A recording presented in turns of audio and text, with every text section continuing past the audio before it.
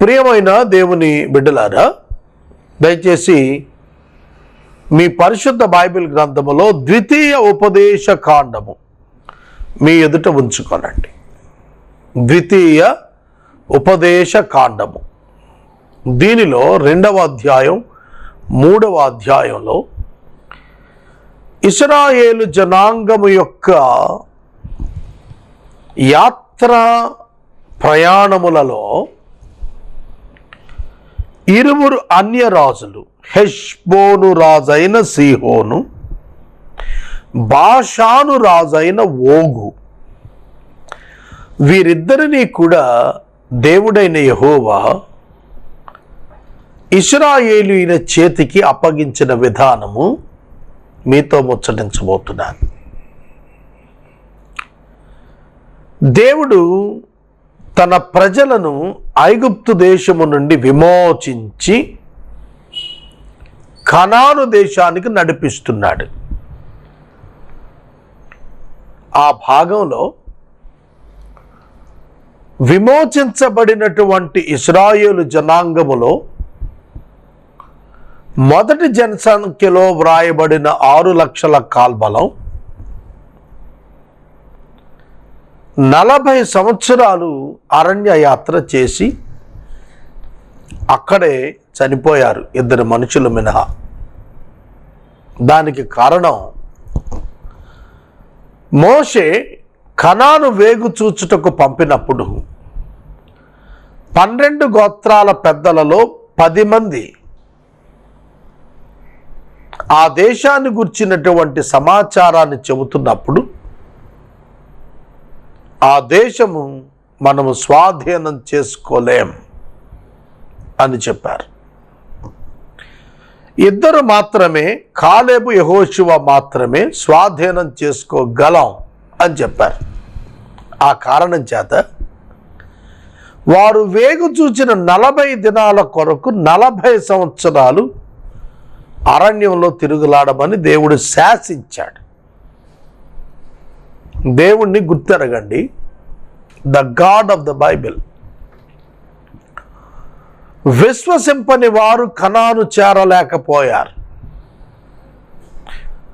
దేవుని వాగ్దానములను విశ్వసించుట దేవుని శక్తిని బట్టి జరగాలి తప్ప పరిస్థితులను బట్టి కాదు. ఇశ్రాయేలీయులు దేవుని శక్తిని కనులారా చూచిన తరువాత కనానులో ఉన్న మనుషుల యొక్క ఆకారాలకు భయపడి దేవునిపై అవిశ్వాసం ఉంచారు. అందుకు 40 ఏండ్లు అరణ్యంలో సంచరించి చనిపోయారు. 2వ జనసంఖ్యలో వచ్చినటువంటి వారు యెహోషువ నాయకత్వంలో కాలేబుతో కలిసి కనానుకు ప్రవేశించారు. మోషే భక్తుడు 2వ తరం వారికి ఉపదేశం చేస్తున్నందున ద్వితీయ ఉపదేశము కాండము అని పేరు వచ్చింది. ఆ 2వ ఉపదేశంలో వారికి జ్ఞాపకం చేస్తూ, కెదేమోతు అరణ్యములో నుండి హెష్బోను రాజైన సీహోను వద్దకు దూతలను నేను పంపి మమ్మలను ఈ దేశాన్ని దాటి పోనీయమని చెప్పి అడిగినప్పుడు, నీ దేశములు కుడి ఎడమల తిరగక వెళ్ళిపోతాం, నా యొద్ద రూకలు తీసుకుని భోజన పదార్థాలు ఇవ్వు, రూకలు తీసుకుని నీరివ్వు. ఏశావు సంతానము వారు షేయీరులో నివసించారు, మోయాబీయులు 6లో నివసించారు. వాళ్ళు చేసినట్లు మా దేవుడైన యెహోవా నీకు ఇస్తున్న దేశంలో ప్రవేశించుటకు యోర్దాను దాటి వరకు కాలినడక చేతనే నన్ను వెళ్ళమని సమాధానపు మాటలు పలికించింది. అయితే హెష్బోను రాజైన సీహోను తన దేశ మార్గమున వెళ్ళనిచ్చుటకు సమ్మతింపలేదు. హెష్బోను చాలా శక్తివంతుడైనటువంటి రాజు. హెష్బోను యొక్క రాజు సీహోను శక్తివంతమైన రాజు. కానీ దేవుడైన యెహోవా అతని దేశమును అప్పగిస్తానన్నాడు. ఏదోమును మోయాబీయులను యుద్ధము కొరకు ముందుకు సాగవద్దని చెప్పి మోషేను హెచ్చరించిన దేవుడు హెష్బోను రాజైన సీహోను విషయములో అతనిని నీకు అప్పగించేస్తున్నానన్నాడు. జాగ్రత్తగా వినండి. ఎదోమీయులు ఎవరు? యాకోబు యొక్క సోదరుడైన ఏశావు యొక్క సంతతి. అందుకు వారు ఇశ్రాయేలీయులను తమ పట్టణము గుండా వెళ్ళుటకు ఒప్పుకోకపోయినా మోషే యుద్ధం చేయకుండా పక్క నుండి వెళ్ళిపోదామన్నాడు. అమోరీయులు కూడా అంతే, మోయాబీయులు కూడా అంతే. మోయాబీయులు లోతు సంతానం, ఏశావు సంతానం, లోతు సంతానం. బోత్ వర్ బ్రదర్ లైక్, అన్నదమ్ముల వరుసలో వాళ్ళే. కానీ హెష్బోను రాజైన సీహోను అన్యుడు. దేవుడు అమోనియులకు, మోయాబీయులకు, ఎదోమియులకు, ఇశ్రాయేలీయులకు వీరి వీరి యొక్క స్థలాలు పంచిపెట్టాడు. దేవుడే ఇచ్చాడు వాళ్లకు. అందుకనే వాళ్ళ జోలికి వెళ్ళొద్దన్నాడు దేవుడు మోషేని. హెష్బోను రాజైన సీహోనును మాత్రం తుదముట్టించమన్నాడు. గమనిస్తున్నారా? దేవుని ప్రజలకు వ్యతిరేకంగా తిరుగుబాటు చేసినటువంటి వారిని సంహరించుటకు దేవుడు వారికి ఆజ్ఞ ఇచ్చాడు. ఈ పాత నిబంధనలోని ఈ వృత్తాంతాలు 21వ శతాబ్దములో ఉన్నటువంటి ప్రజలమైన మనకు ఎలా అర్థమవుతున్నాయి? ఇది మనం ఒక్కసారి ఆలోచన చేయాలి. దేవుడైన యెహోవా ఒక జాతి ప్రజలను చంపేయమన్నాడు.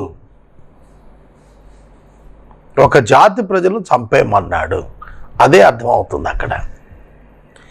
ఇవాళ కోణంలో చూస్తే ఘోరమైన రక్త బలి జరుగుతుంది కదా, దేవుడు ఎందుకు అట్లా అంటాడు అంటాం.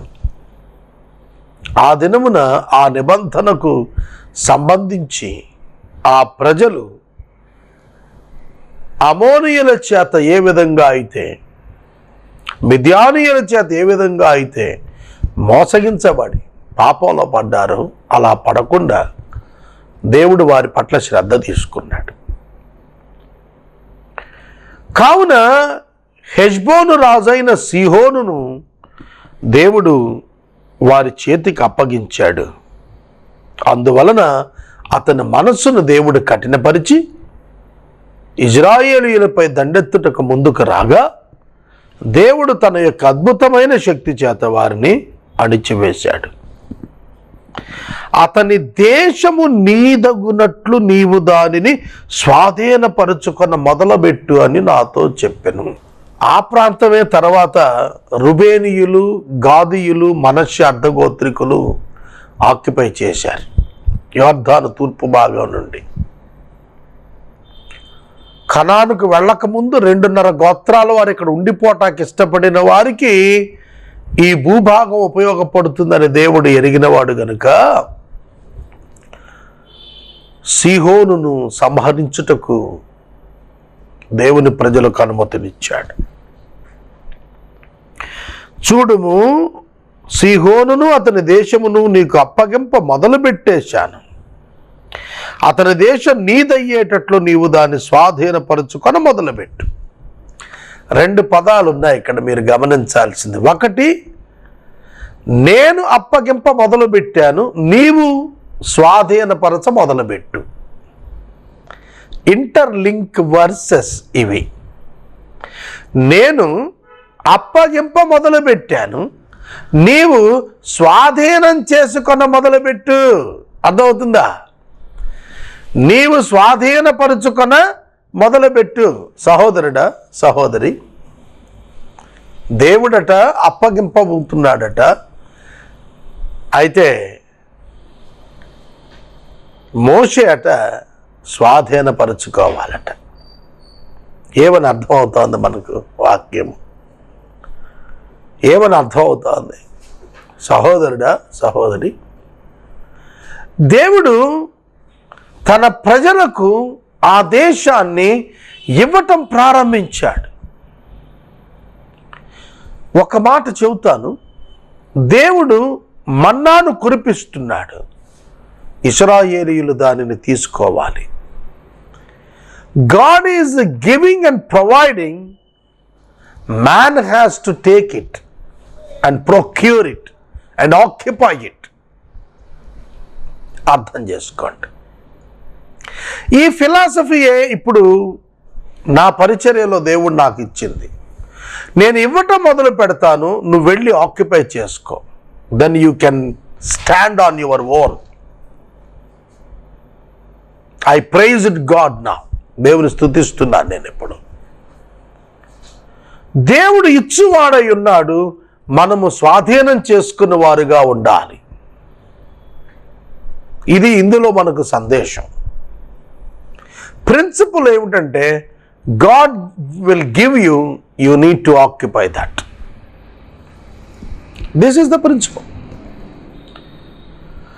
ప్రభువు వారికి చాలా స్పష్టంగా 5 రొట్టెలు 2 చిన్న చేపలను ఆయన 1000 మందికి ఆహారం అయ్యేటట్లుగా ఏర్పరిచి వారి చేతికి ఇచ్చాడు. వారు డిస్ట్రిబ్యూట్ చేయాల్సి వచ్చింది.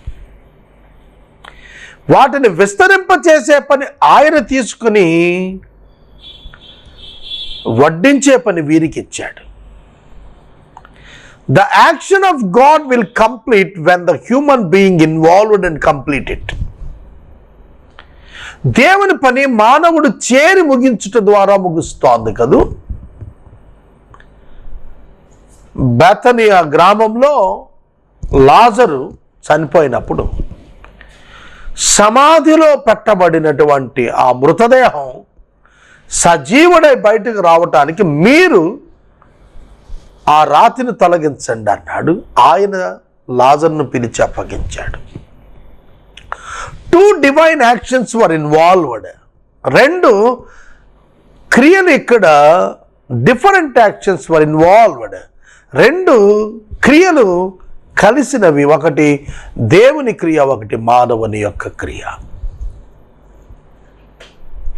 దేవుని శక్తి చేత సీహోనును స్వాధీనం చేసుకుంటారు తప్ప మానవ శక్తితో కాదు, మానవ బలంతో కాదు. కానీ మానవుడు ఉండాల్సిందే యుద్ధంలో. దేవుడే యుద్ధం చేస్తాడు, కానీ మానవుడు ఉండాల్సిందే దేవుని పక్షంగా. ఎందుకంటే యుద్ధము గెలిచిన అనుభవాన్ని పొందటానికి, విజయాన్ని అందుకోవటానికి కావాల్సిందే. అందుకే ద్వితీయోపదేశకాండం 3వ అధ్యాయంలో 22వ వచనంలో అన్నాడు, మీ దేవుడైన యెహోవా మీ పక్షముగా యుద్ధము చేయువాడు గనుక వారికి భయపడవద్దు, వారికి భయపడవద్దు. గ్రహిస్తున్నారా మిత్రులారా? దేవుడు యుద్ధం చేస్తున్నాడు, విజయాలు మీ వశమవుతాయి. Occupy the nations. ఇదే గ్రేట్ మనకు దేవుడిచ్చినటువంటి కమిషన్, గ్రేట్ కమిషన్లో ఉంది. I will be with you, you go and occupy, make the people as disciples. మీరు సర్వలోకమునకు వెళ్ళండి, నేను మీతో కూడా వస్తున్నాను, మీరు శిష్యులనుగా చేసేయండి. That God is going to make them as the disciples, because you have to go and give them the gospel. Further course of action God will complete. ఈ రహస్యం మనం చూస్తున్నాం. బైబిల్ గ్రంథములోని దేవుడు తాను తన ప్రజలకు విజయాలను తన స్థాయి శైలిలో ఇస్తూ వారిని ఆక్యుపై చేయమన్నాడు. వాళ్ళు అలాగే చేశారు. యహానులో సీహోను యుద్ధమునకు రాగా, మనకు ఎదురుగా బయలుదేరి రాగా, యెహోవా అతనిని మనకు అప్పగించెను. యెహోవా అతనిని మనకు అప్పగించెను. The God of the Bible, దేవుని గురించి మనం బైబిల్ నేర్చుకుంటున్నాం. శత్రువులను దేవుడు తన ప్రజలకు తాను అప్పగించాడు. The same God is alive today. నీ జీవితంలో నీకు అలివి కానటువంటి సమస్యలను నీ పాదదాసులను చేస్తాడు నీ దేవుడు. బీ బ్రేవ్, ధైర్యం తెచ్చుకో. Don't look at the power of your enemy and the power of the problem. నీ సమస్య శక్తి వైపు, నీ శత్రువు యొక్క శక్తి వైపు చూడవద్దు. నీ దేవుని శక్తి వైపు చూడు. నీవు వెళ్ళు, దేవుడు నీకు దానిని స్వాధీనం చేస్తాడు. సీహోను విషయమును అలా చేసిన వాడు బాషాను మార్గాన వెళ్ళినప్పుడు, రాజైన ఓగును ఎద్రేయిలో యుద్ధానికి వచ్చినప్పుడు దేవుడు చెబుతున్నాడు, భయపడవద్దు. భయపడకుము అనే పదం బైబిల్లో 365 సార్లు ఉంది. ఒక సంవత్సరానికి రోజులు 365. So the Bible gives us 365 times. Do not fear. It's a promise every day from God to us. దేవుని నుండి మనకు ప్రతి దినము ఒక అభయహస్తం వస్తుంది. భయపడద్దు. ఉదయాన్నే లెగగానే మనం ఈ దినపు చర్యను తలుచుకుని, మనం చెల్లించవలసిన డబ్బు తలుచుకుని, మన పై ఉన్న భారములు తలుచుకొని, మన మీద ఉన్న ఒత్తిడులు తలుచుకొని, మనకెదురవబోతున్నటువంటి సమస్యలు తలుచుకొని భయపడిపోతుంటాం. దేవుడు చెబుతున్నాడు, భయపడద్దు. I'm going to bring an enemy before you, a powerful enemy before you. Don't fear. They will be defeated by you. You can easily defeat them. వాళ్ళని ఓడించేస్తావు నువ్వు. నిన్ను తలెత్తుకునేది చేస్తాను నేను. That is our God. That is our God. అదే చెబుతున్నాడు, బాషాను రాజైన ఓగు బలాఢ్యుడు, అతడు అమోనీయుల రబ్బాలో, రెఫాయీయుల్లో బాషాను రాజైన ఓగు ఉన్నాడు. అతని మంచం ఉన్నది రబ్బాలో, దాని పొడగు 9 మూరలు, మనుషుని మూరతో 9 మూరలు, వెడల్పు 4 మూరలు. ఇప్పుడు మనం సాధారణంగా 6x4 డబల్ కాట్ వాడతాం ఇళ్లలో. ఇంకా కొంచెం విశాలంగా ఉండాలి, 6x6 డబుల్ కాట్ బెడ్ వాడతాం. ఇక అంత మించి అక్కర్లేదు భారతదేశంలో హైట్కి. అయితే ఈ బాషాను రాజు ఓగు యొక్క మంచం పొడవు 9 అడుగులు. చూడండి, ఒక మూరతో 9 మూరలు. మూర అంటే 1.5 feet లెక్కేస్తాం. ఇంచుమించుగా 13.5 అడుగులు. మనం అడుగుల్లో లెక్కేస్తాం, ఫీట్లో 6 feet 4 feet, 6x6 feet లెక్కేస్తాం. కానీ ఇక్కడ మూర లెక్కేస్తున్నాను. మూర అంటే 1.5 18 అంగుళాలు. మూర అంటే 12 అంగుళాలు ఒక అడుగు. అంటే ఇది 9 మూరలు అంటే 9 + 4.5 13.5 అడుగుల పొడవు. 4 మూరలు అంటే 4 6 1.5 అయితే 4 × 1.5 6 అడుగుల వెడల్పు. ఇక మీరు ఆ భారీ ఆకారం ఒకసారి ఊహించండి ఎంత ఉంటుందో. 13.5 అడుగుల పొడవు, 6 అడుగుల వెడల్పు ఉన్న ఇనప మంచం. ఏ మంచం? వుడెన్ కాదు, అది ఐరన్ కాట్, ఇనప మంచం అక్కడ ఉన్నది. రెఫాయిములో ఆ మంచం ఉన్నది, దాన్ని చూపిస్తున్నాడు. ఇప్పుడు చెప్పండి, వాళ్ళు జయించగలుగుతాం నమ్ముతామా మనం? ఎంత భారీ దేహం అది, ఎంత భారీ దేహం! అటువంటి భారీ కాయం కలిగిన ఆ గొప్ప రాజును ఇజ్రాయేలు జనాంగము వారు సులువుగా చంపారు. అర్నోను లోయలో ఉన్న అరోయేరు మొదలు పెట్టుకుని గిలాదు మన్యములో సగమును, అప్పుడు స్వాధీనము చేసుకున్న దేశమును రుబేనీయులకు గాదీయులకు నేను ఇచ్చాను. ఓగురాజు దేశమైన బాషాను యావత్తు, గిలాదులో మిగిలిన దానిని అనగా రెఫాయీయుల దేశం అనబడిన బాషాను అంతటిని, అర్గోబు ప్రదేశాన్ని మనష్య అర్థగోత్రానికి ఇచ్చేశాను అన్నాడు. ఇజ్రాయేలు జనాంగములో రెండవ వారు, సెకండ్ జనరేషన్ ఉందే, రెండవ పర్యాయము ఉన్నవారు, వారిని దేవుడు ద్వితీయోపదేశ కాండం ఉపదేశం చేయిస్తూ చెప్పాడు, గదీయులకు, రుబేనీయులకు, మనష్య అర్ధగోత్రికులకు నేను ఈ యొక్క ప్రాంతాన్ని నేను స్వాధీనం చేసేసాను. గమనించండి ప్రియమైన దేవుని బిడ్డలారా, ఎటువంటి దేవుడు అండి మన దేవుడు! వారికి ఆ 2.5 గోత్రాల వారికి మోషే ఏమని చెప్పాడంటే, మీ సహోదరులు కనానులో స్వాస్థ్యము పొందిన తరువాత మీరు వెళ్ళి వెనకకు తిరిగి రావచ్చును, అప్పటి వరకు మీరు వారి పక్షంగా యుద్ధం చేసి రండి అన్నాడు. మోషే వారికి కొల్ల సొమ్ము కూడా భాగం పంచి ఇచ్చాడు. ఆ విధంగా దేవుడు తన యొక్క ఉనికి వారి మధ్యన తాను రుజువు చేసుకుని శత్రువులపై జయమిచ్చాడు.